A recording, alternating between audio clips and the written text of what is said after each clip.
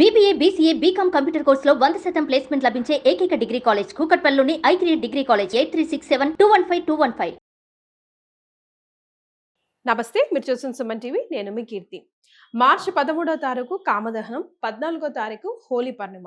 మరి ఈ 2 రోజుల విశిష్టత, ప్రాముఖ్యత, ఈ రోజు మనం పాటించవలసిన నియమాల గురించి, ఏం చేయాలి, ఎలా చేయాలి, ఎప్పుడు చేయాలి, ఏంటి ఎలా చేస్తే ఎలాంటి ఫలితం మనకు వస్తుందో తెలియజేయడానికి మనతో పాటు ప్రముఖ ఆస్ట్రాలజర్ బ్రహ్మశ్రీ నందిబట్ల శ్రీహరి శర్మ గురువు గారు ఉన్నారు. నమస్తే గురుగారు. వాగర్థ విభు సంపృక్తౌ వాగర్థ ప్రతిపత్తయే జగతః పితరౌ వందే పార్వతీ పరమేశ్వరౌ. సదాశివసమారంభాం శంకరాచార్య మధ్యమాం అస్మదాచార్య పర్యంతం వందే గురు పరంపరాం.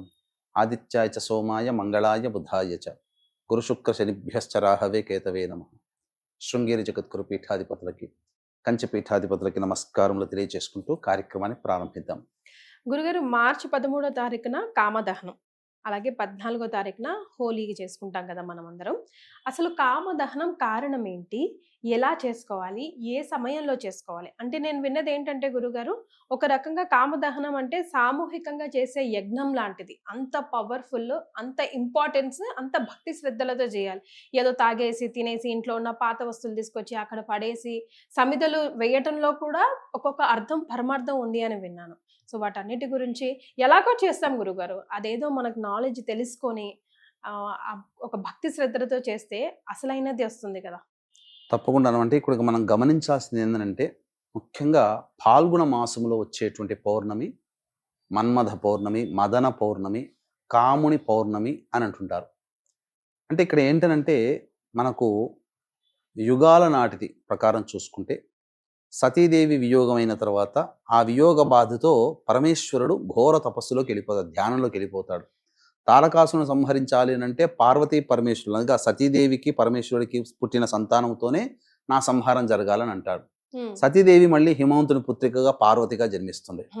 ఆ పార్వతినే ఈ యొక్క ఈశ్వరుణ్ణి భర్తగా ప్రేరణ చేసుకొని, తదనంతరం ఆ పార్వతి గత జన్మ వృత్తాంతాన్ని తెలుసుకొని నా భర్త పరమేశ్వరుడు అని చెప్పి పరమేశ్వరుని వెతుక్కుంటూ వెళుతుంది. పరమేశ్వరుడు ఎప్పుడు నన్ను చూస్తాడా, ఎప్పుడు నన్ను స్వీకరిస్తాడా అని ఎదురు చూస్తుంది. దేవతలందరూ కూడా ఎదురు చూస్తారు, ఎందుకంటే వాళ్ళకు పుట్టే సంతానంతోనే వియోగం, ఈ యొక్క తారకాసుని యొక్క సంహారం జరగాలి కాబట్టి. అయితే ఇది ఒక పట్టాన కొన్ని వేల ఏళ్ళు ఎదురు చూసినా పరమేశ్వరుడు కరుణించలేదు, అంటే ధ్యానం నుంచి బయటికి రాలేదు.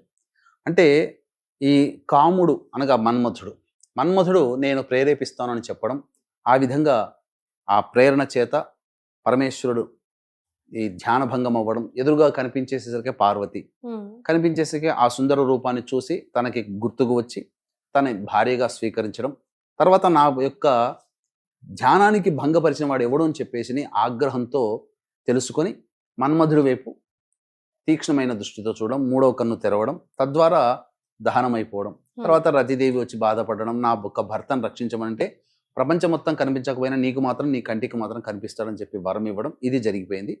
ఈ మన్మధుడు మరణించినటువంటి రోజే ఈ యొక్క పౌర్ణమి రోజు అని అంటారు. అంతేకాకుండా మనకు ఈ యొక్క కాముని పౌర్ణమి అనేటువంటిది 2 సందర్భాల్లో ఇంకా మనకు బాగా ప్రహ్లాదుని స్టోరీ ఒకటి, ముఖ్యంగా రాధాకృష్ణుల యొక్క ప్రేమ తత్వాన్ని సూచించేటువంటిది. కాబట్టి ఈ రాధాకృష్ణులు బాగా చేసుకుంటారమ్మా చక్కగా. అందుకనే ఈనాటికి కూడా మన దగ్గర అంతగా రంగులద్దుకోవడం అనేటువంటిది మన దగ్గర ఈ మధ్య పెరిగింది, కానీ ఒక పూర్వకాలం నుంచి కూడా నార్త్ సైడ్ వాళ్ళే ఎక్కువగా సంతోషంగా, మనము దీపావళి ఎంత సంతోషంగా జరుపుకుంటామో వాళ్ళు ఈ యొక్క హోలీ పండుగ అంత బాగా సంతోషంగా జరుపుకుంటారు. దగ్గర 40 రోజుల పాటు ఏదో సెలబ్రేట్ చేస్తారు. అంటే పంచమి రోజు నుంచి, ఈ పాల్గొన మాసం పంచమి రోజు నుంచి మొదలుకొని ఈ పౌర్ణమి వరకు కూడా ఉత్సవాలు బాగా జరుపుకుంటారు. అందరూ రంగులు పూసుకుంటారు. ఇంకా చెప్పాలి అంటే తమ ఇష్టమైన వ్యక్తుల మీద ప్రేమను చాటేటువంటి ఉద్దేశంలో భాగంగా ఈ రంగును చల్లుకోవడం, ఈ జల్లిన తర్వాత ఆ యొక్క అమ్మాయి కూడా తను ఇష్టమైతే తను కూడా జల్లుతుంది.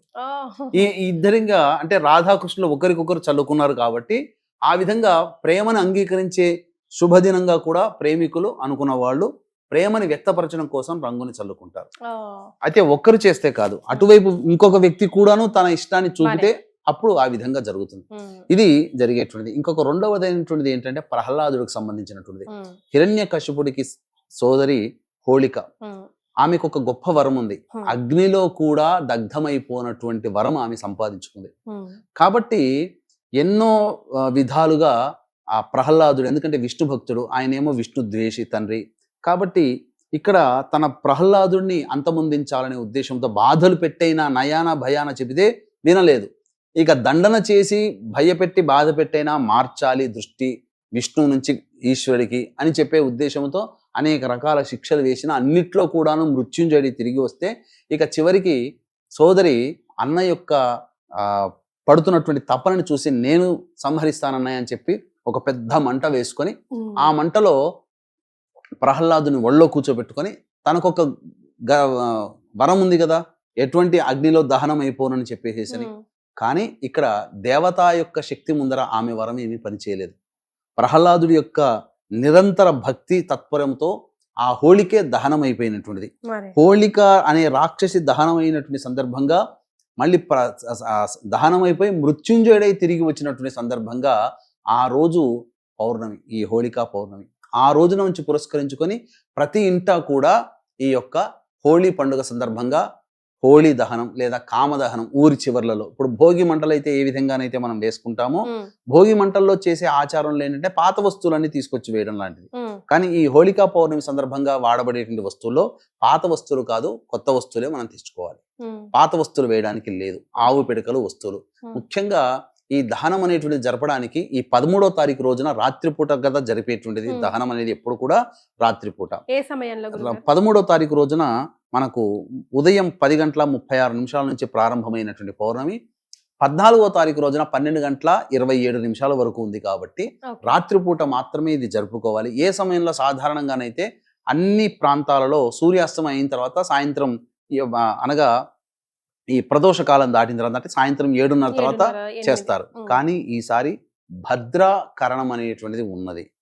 రాత్రి 11:36 వరకు భద్రాకరణం ఉంది కాబట్టి ఈ యొక్క భద్రాకరణం ఉన్నంత వరకు సమయాన్ని విడిచిపెట్టి హోళికా పౌర్ణమి అనేటువంటిది భవిష్యత్తులో మంచి జరగడానికి ఉద్దేశించి చేసేటువంటి పండుగ. ఎందుకనంటే ఈ యొక్క హోళికా పండుగ అనేటువంటిది జరిపిన తర్వాత ఆ విభూతిని తీసుకుని వచ్చి తెల్లవారి అనగా మరుసటి రోజున నీటిలో కలుపుకొని స్నానం చేస్తే సమస్తమైనటువంటి రోగ దోషాలన్నీ కూడా తొలగిపోతాయని శాస్త్రవచనం.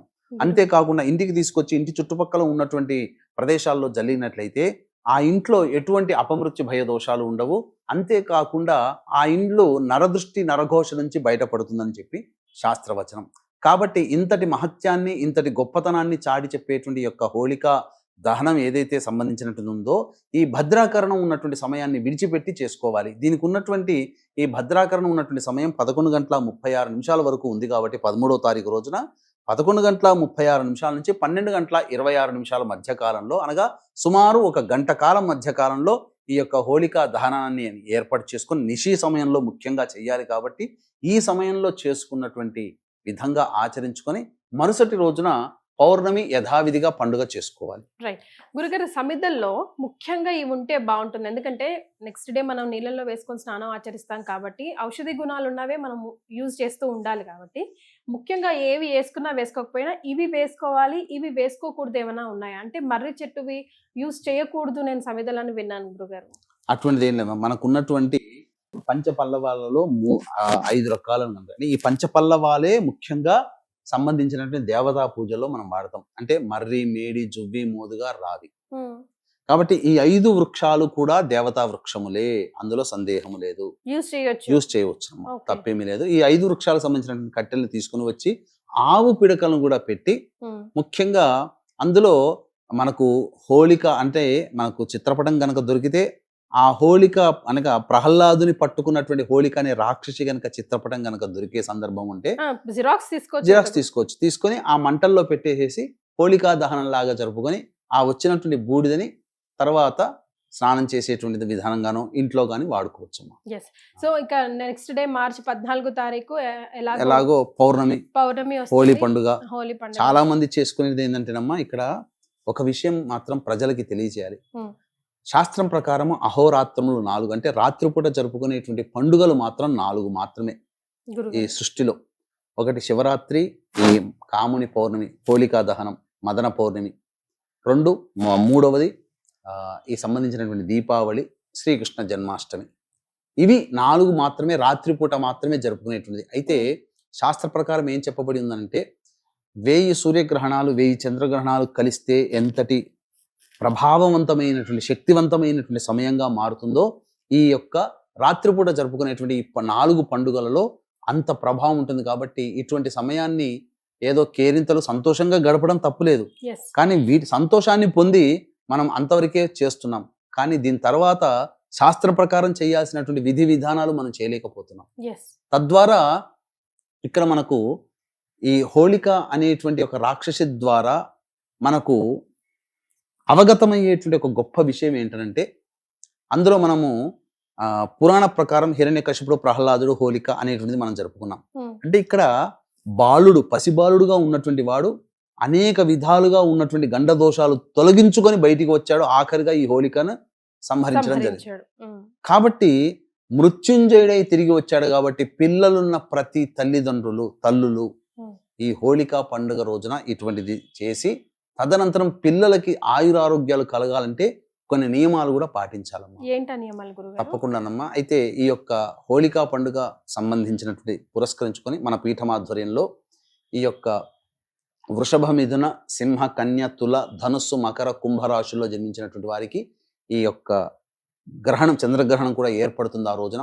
మన భారతదేశంలో కనిపించకపోయినప్పటికీ, నియమాలు పాటించలేకపోయినప్పటికీ ఈ చెప్పినటువంటి వృషభ, మిథున, సింహ, కన్య, తుల, ధనుస్సు, మకర, కుంభరాశిలో జన్మించినటువంటి వారికి, మీన రాశిలో జన్మించినటువంటి వారికి ఈ యొక్క దోష ప్రభావం కాబట్టి గ్రహణ దోష నివారణ పూజల హోమాలు అనేటువంటివి పర్ హెడ్ 2100 రూపాయలకి చేయించడం జరుగుతుంది. అవకాశం ఉన్న వాళ్ళు కార్యక్రమ తదనంతరం కాంటాక్ట్ చేసి మీ గోత్రనామాలు నమోదు చేసుకోవచ్చు. అయితే ఈ చేయాల్సినటువంటిదల్లా కూడా పౌర్ణమి అంటే గుర్తుకొచ్చేది లలిత అమ్మవారు అందరికీ. కాబట్టి అవకాశం ఉంటే అందరూ ఇంట్లో చండీ హోమం చేసుకోవడం చాలా మంచిది.